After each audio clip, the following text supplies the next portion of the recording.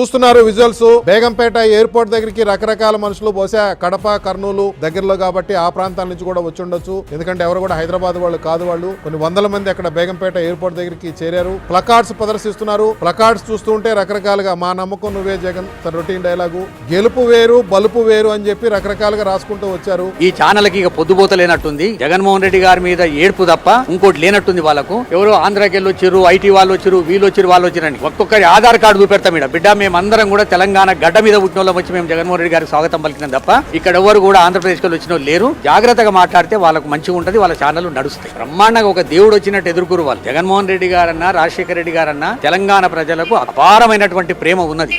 రాజశేఖర రెడ్డి గారు చనిపోయినప్పుడు ఆంధ్రప్రదేశ్ మొత్తం 750 మంది చనిపోతే తెలంగాణలో 472 మంది చనిపోయారు. అంటే అక్కడికంటే ఎక్కువ చనిపోయినటువంటి ప్రాంతం ఇది. ఈ ప్రాంతానికి రాజశేఖర రెడ్డి గారు బిడ్డ వచ్చిందంటే స్వాగతం పలికిరు అందరూ. మేము ఉస్మానియా యూనివర్సిటీ నుంచి వచ్చినాం. సిటీ అంతా కూడా హై అలర్ట్ లాగా ప్రకటించారు. చాలా మంది వారి అభిమానులు గాని ఇప్పుడు ఏదైతే వారి పథకాలలో ముఖ్యంగా వారు ప్రభుత్వ విద్య ఏదైతే అత్యంత గొప్పగా తీర్చిదిద్దిన పథకం ఉందో ఆ పథకం పరంగా కూడా అందరం స్టూడెంట్ లీడర్స్ గా మేము యూత్ అందరం కూడా వారిని అభినందిద్దాం, ఒకసారి కలిసి కరచాలనం చేద్దాము, అభినందిద్దామని చెప్పి రావడం జరిగింది. ఏదేమైనప్పటికీ వైఎస్ జగన్మోహన్ రెడ్డి గారు కష్టపడి వారు పాదయాత్ర చేసిన తీరు గాని, ప్రజల్లో వారికి ఉన్న అభిమానం గాని, అది ఏదైనా వారి పథకాలు గాని, ఏదైతే ప్రభుత్వ విద్య పరంగా వారి పథకాలు కూడా చాలా గొప్పవి.